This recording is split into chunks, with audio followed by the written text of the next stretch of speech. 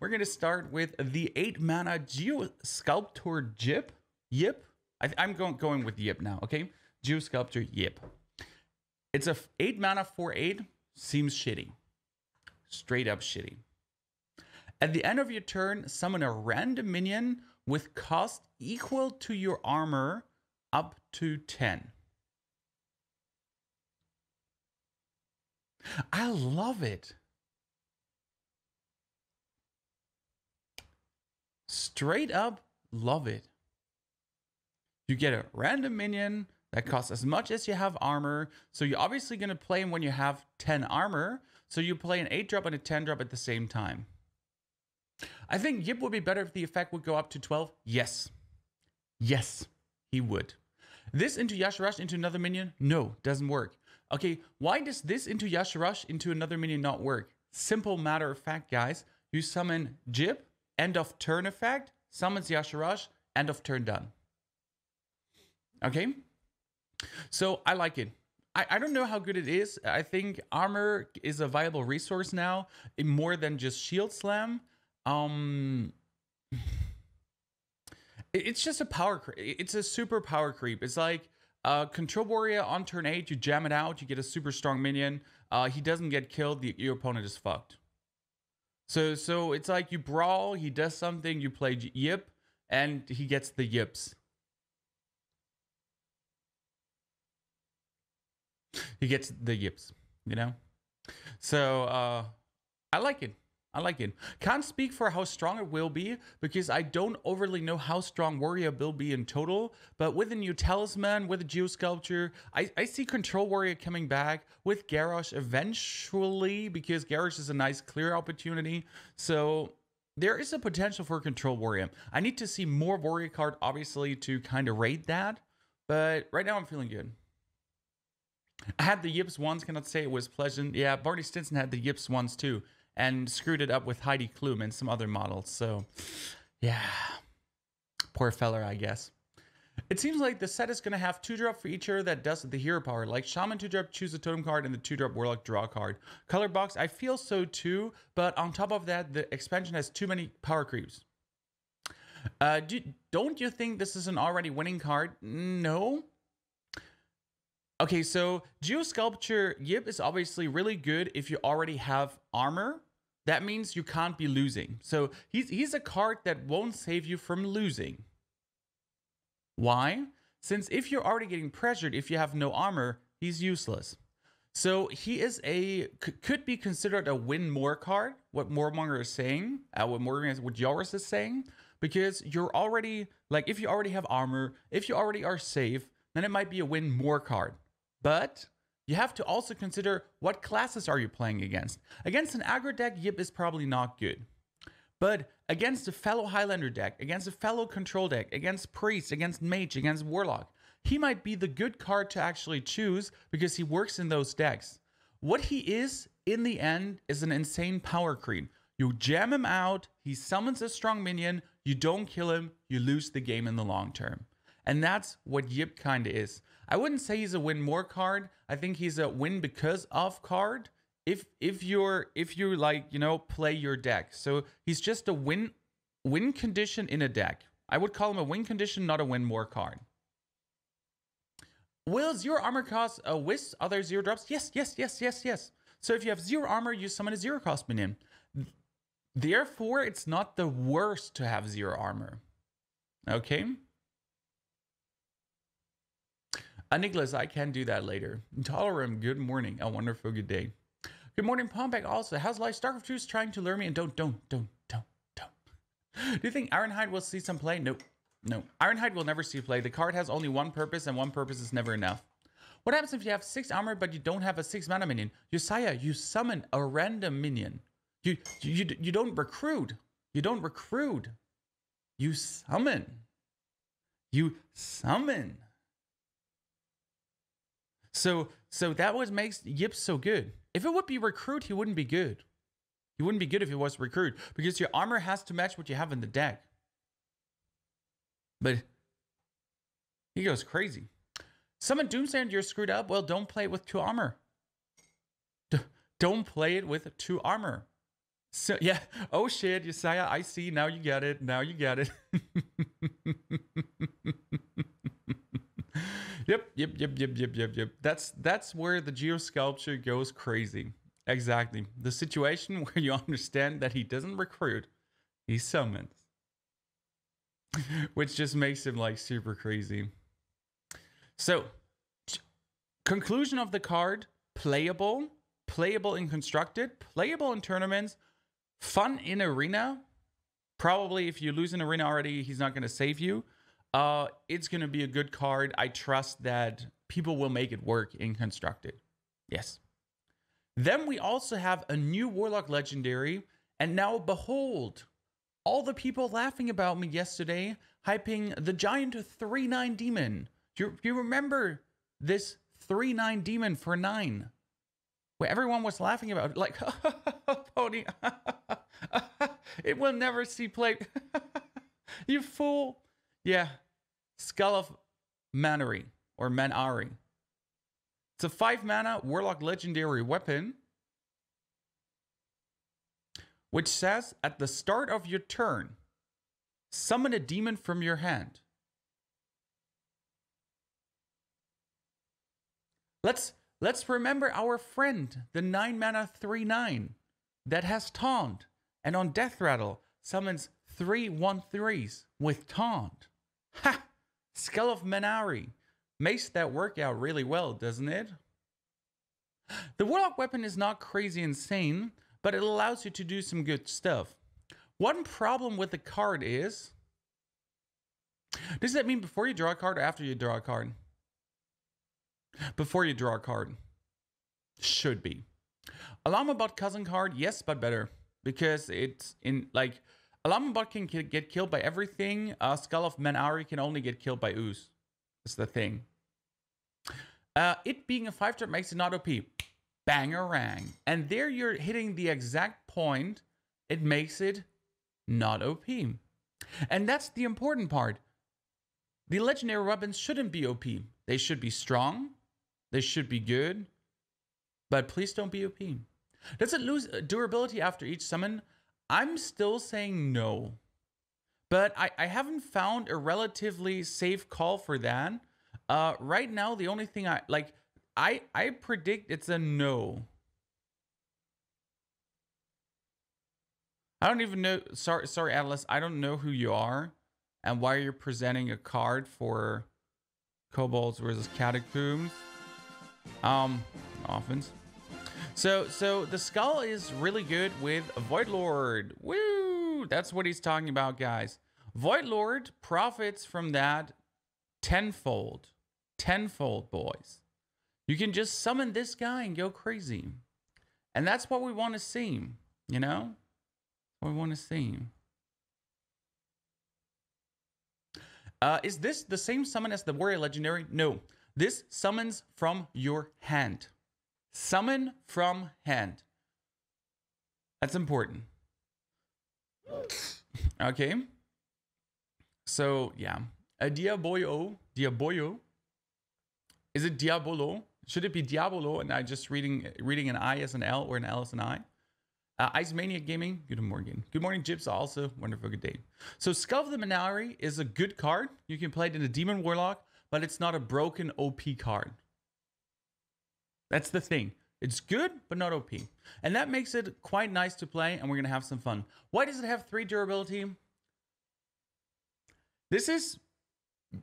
You might want to destroy it at some point. You might get plus attack. There are cards that give you plus attack. Okay? There are cards who steal 1 durability only. You know, the fake ooze, not the real ooze. Harrison draws 3 cards on the Skull of the Manari. So it has 3 durability to, first of all, not get ooze from the one ooze, to get completely ooze from the other ooze, and Harrison will draw 3 cards. Ist also als allgemein, ja. Moin moin, Diabolo. We get that. So that's why Skull of the Manari is there. Also the pirate, you know, the 1/2 pirate, the Bloodsail Raider, Corsair. He steals also 1. No, it was confirmed by Blizzard that a summon doesn't lose your durability because it doesn't say there. So you can basically bypass discard with a warlock weapon. For example, Doomguard and that taunt demon with discard. Yes, yes, yes. You can with the Skull of Minari play Doomguard without losing cards. You can with that play Cruel. You can play the Void Lord we just talked about, and many others. You can also play a Dread Infernal without having to take 3 damage to everything. Yeah. If it would lose durability, it says like the weapon from Medivh. Exactly. Thank you for having that comparison there. Imperial Light, Guten Tag. Yeah, it's more of HP of the weapon than durability. This is how you have to see it, definitely. Good card, not broken, therefore nice. We also have Unstable Evolution, a shaman spell. Transform a friendly minion into one that costs 1 more. Repeatable this turn. Wait, what? It costs 1 mana. You transform a friendly minion into one that costs 1 more. Repeatable this turn. What does that mean? Does it mean it repeats itself as often as it maybe once or not? Hello, Thais.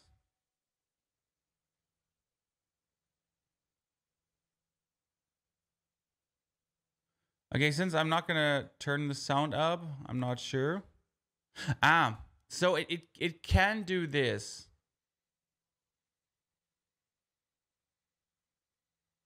Yeah. It goes back to your hand and you can do it again.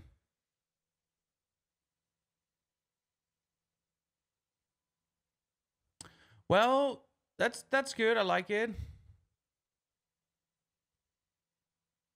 So it repeats this as long as it has mana for it and then it gets discarded. I like that because it means that, yeah, it's good. It's good. I think it's going to be a safe play card because you can kind of mambo jambo gamble. You know what I mean? Oh, hello, Blackie with a $10 subscription. What can I say? Time flies away. 16 years already. A single stream I don't want to miss. Blackie, thank you for the 16 beautiful years of support. And also drawing your fiancé with you into the madness. Yeah, Evolve will rotate out in April, guys, so we need a new card. But what is so important about the Unstable Evolution? What is so important about it? You can gamble. You can transform a minion 4 times, or 3 times, or 2 times, or 6 times, however much mana you have left. So that makes it kind of cool. So this card is kind of crazy good. I like it. You know, evolve. This is quite nice. I don't know, like, so I'm not entirely sure how power creepy this will be. This is again what I mean. There are cards right now in the expansion that are too strong in the potential outcome. Cute Death, thank you for the 100 bits again. You're giving way too much recently. I've seen you throwing out bits like M&M's here. Whew. Imagine you get a Sorcerer Apprentice and combo with Violet Teacher. A lot of things possible, right? Yeah, with this card, tier 1 ODK possible going second. Yes, there are a lot of crazy funny things possible that I like. That will make Shaman relevant somewhat in Arena. Not only in Arena, also in Constructed. I mean, it was anyways relevant in Constructed, but it's going to be good. Thank you for the 100 bits, sir. Greetings. Welcome there. So what is the best thing about this card? Shaman Hero ability. So the thing is, Shaman sometimes runs out of cards. But what you can do is Totem, Unstable Evolution, and then... And your Totem goes... Wow! Wow! That's what your Totem does. You understand? Yeah, you can just... And if you get charge minions in between, charge. Do it again, charge. You know, do it again, charge. Do it. That's the good thing. So it's pretty crazy. All in all, a nice card that will be seen play. We have Leyline Manipulator. I like the name. It's an elemental for mage elemental deck. I said it. If you're holding any cards that didn't start in your deck, reduce their cost by... Oh no! I was talking about it, guys. I was talking about it. The elemental tempo or elemental quest mage. But no, This is not quest. No quest mage. You out there. You shut up now and listen to me. This is not quest mage. This is something better. Guys, you like the first thing you would think is, oh yeah, quest mage. Yeah, sure. But no. Listen, look me. Okay. Rogue, Paladin, there's mage. I'm talking about Lesser Ruby Spellstone. Lesser Ruby Spellstone is one of the most amazing cards out there because it pretty much says, play 2 elementals to upgrade. Play 2 elementals to upgrade. You get 3 spells. Not the 2 times, not the 1 time, the 3 times. Back to back. Mage Championship winner. 2018. And then you're playing Leyline Manipulator, who's just going to make all those beautiful cards from Greater Ruby Spellstone cost 2 less.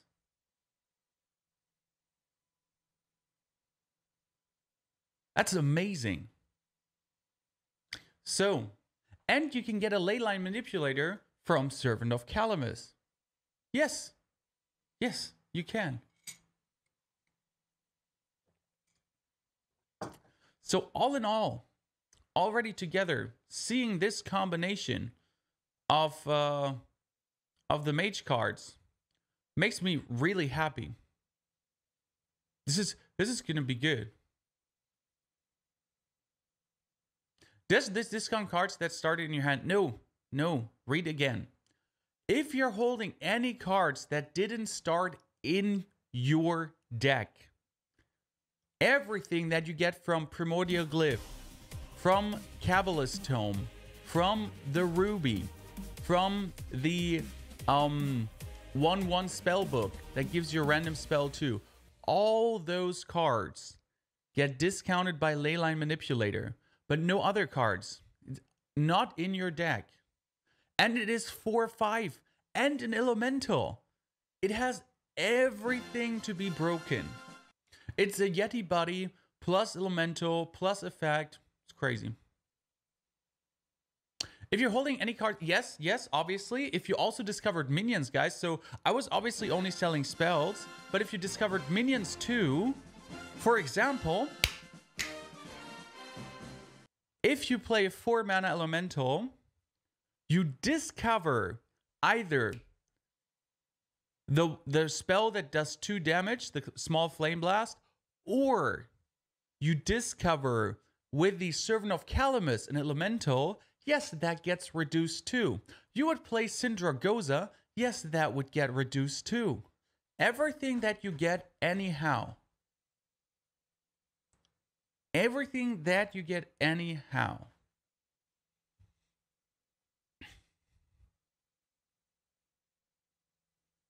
What about if you have Fireball in your deck and you want Fireball from Glyph? Then the Fireball from the Glyph will still get reduced by 2 even more because it wasn't in your hand. It's just dumb. It's just dumb how strong it is.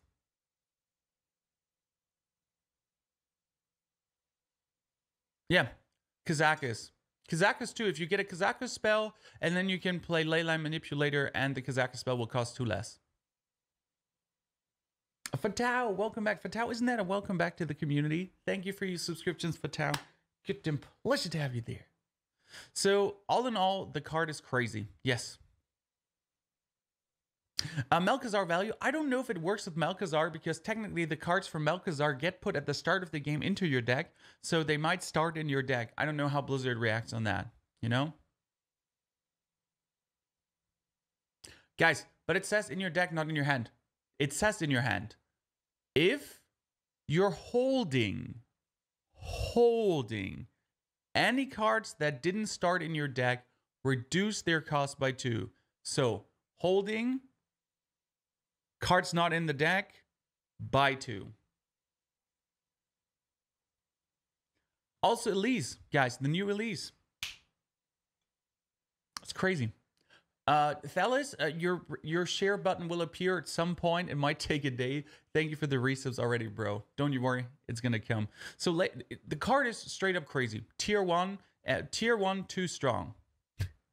I'm saying tier 1 too strong already. And it just fuels my fears for this expansion. Too many crazy power creeps. Too many crazy power creeps. If you play that to upgrade your spellstone, does this effect trigger before? Okay, so if you play the Leyline Manipulator to upgrade your spellstone, it doesn't do anything because you have to play spellstone first to get the cards in your hand.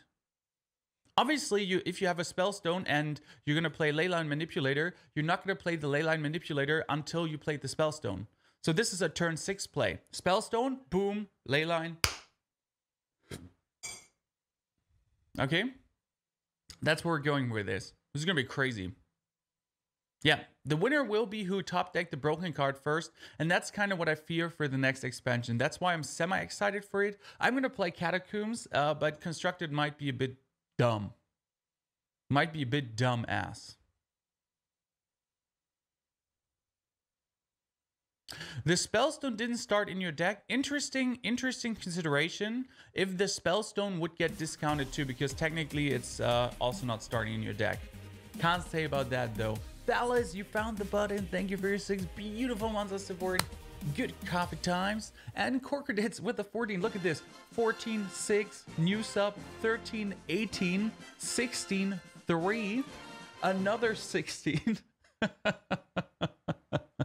Is today the international resub month for all the long timers? Yeah. That's crazy. So we have Evasion. A new secret for Rogue. Another new secret. Expansion in 8 days. If you have not seen the tweet from Hearthstone yet, let me be so kind to show you. Hearthstone is coming in. Oh, wait. Okay, Hearthstone is coming in 3 days here. That's the gift saying. In 8 days. Launching December 7, which is a surprise, you know? That it comes so early. But we were stuck here talking about Evasion and Malachi with the 14 months too. Boom. Stop being so positive, it hurts. Never. I'm going to hurt you until you break with positivity.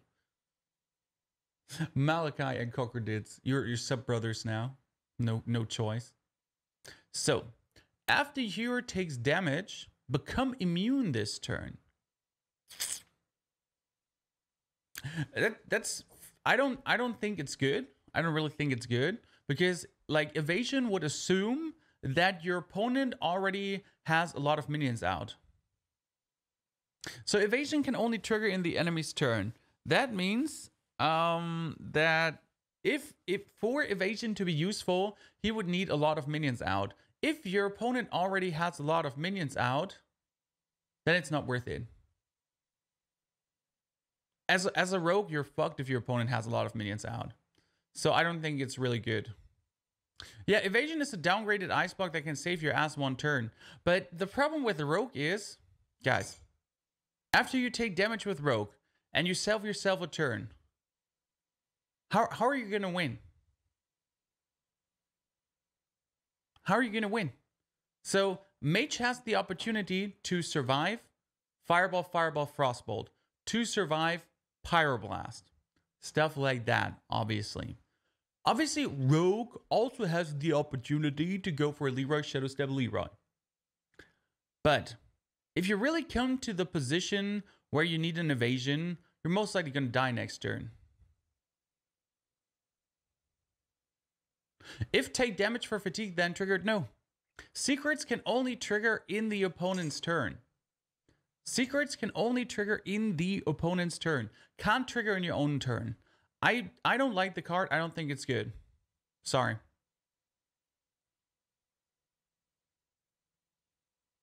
But this is here. This is my prediction. This is my prediction that could be complete. This is my Trump.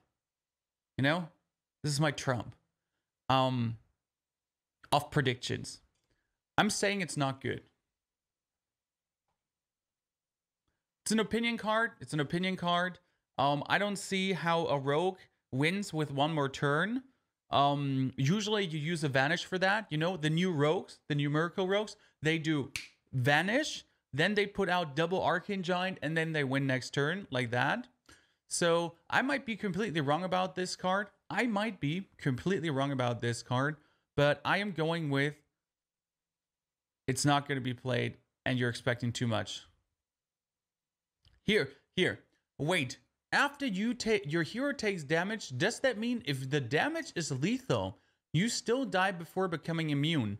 And that is how I understand the card, guys. This is something you have to read correctly. So let's go for an ice block. Ice block Hearthstone. Because an ice block reads, when your hero takes fatal damage, prevent it and become immune. But what does the rogue card say? The rogue card says, after your hero takes damage, become immune. So if you take 10 damage and you have 10 HP, guess what happens? You're dead. And that's where I don't like the card. And this is what I'm saying. He needs multiple minions out here. He needs multiple minions out to make evasion good. If your opponent has multiple minions out, you're most likely in a bad position as a rogue anyways. Okay? The only why this could be good, the only reason why this could be good is that you're waiting for a vanish. So your opponent hurts you, you get immune, vanish, boom. I'm not saying, I'm saying no, not gonna be good. It's an Exodia Mage counter, so Ice Block will probably go into the Hall of Fame. Ice Block will probably go into the Hall of Fame, so I don't think that Exodia Mage will be as good as it used to be. What if you have 10 HP, he goes for 1 damage first, you're immune with 9 HP, it's okay? Yes, with Daddy. If your opponent is stupid like that. I mean, everyone will probably understand if rogues play evasion that it's an evasion, right?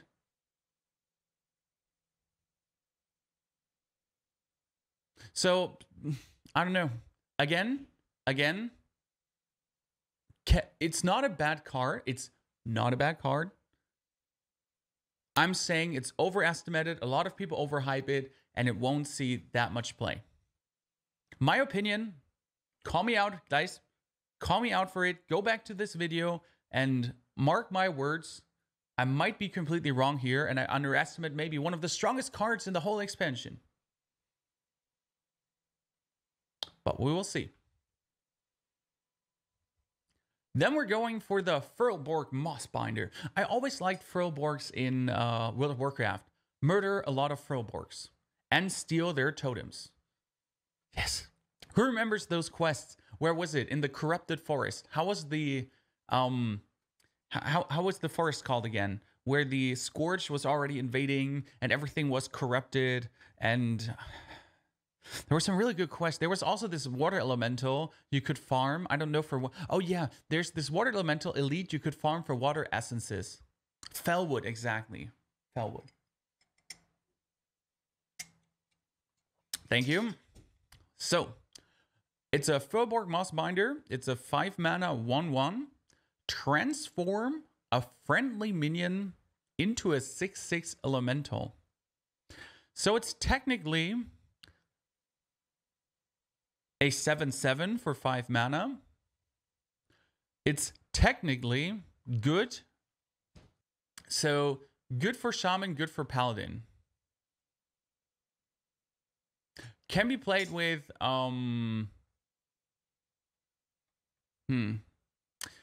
Can be played with Fireflies, so I like it. I don't see the dire need in Constructed. It's an arena card. What you have to understand is, guys, what you have to understand is new evolve spell. Okay?